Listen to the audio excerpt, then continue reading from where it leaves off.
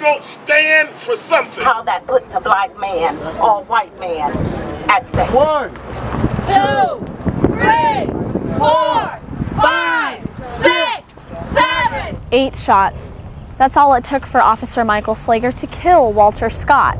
In giving an inside look at what took place, Biden Santana captured a video on his cell phone of the fatal shooting that happened right behind where I'm standing. Based on dash cam footage, the victim attempted to get out of his car once, and the officer told him to remain seated. After, the victim bolted from the car. From the cell phone footage, we can see the victim and the officer struggling and the victim breaking away. 8 shots were fired into his back. The official arrest report shows Slager's statement about what happened. "He took my taser," he said, after he shot Scott. In a press conference, Mayor Keith Summy explains why the incident is different than other recent national headlines. I think it's because we did what was right. We turned the investigation over to an independent agency that does not work for the mayor and does not work for the chief.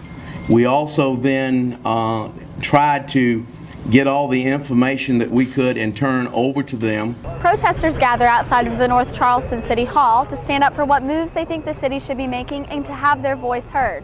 The group rallies to represent the justice they think the Walter Scott case deserves. This is what democracy looks like. Lock your door, close your door. I had a Protesters hold signs and make speeches that promote the end of police violence.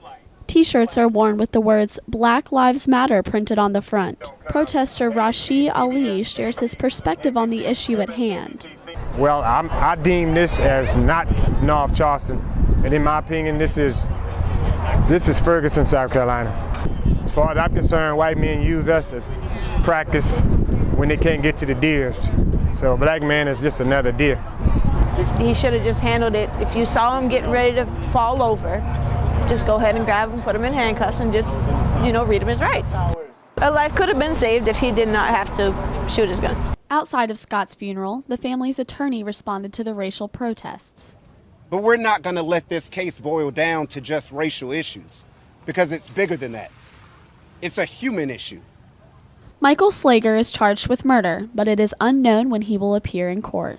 A service arranged to honor Walter Scott invited friends, family, and members of the community to gather and light candles in his name.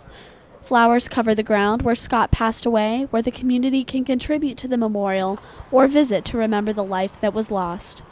Reporting from North Charleston, Betsy Bullock, Wave TV.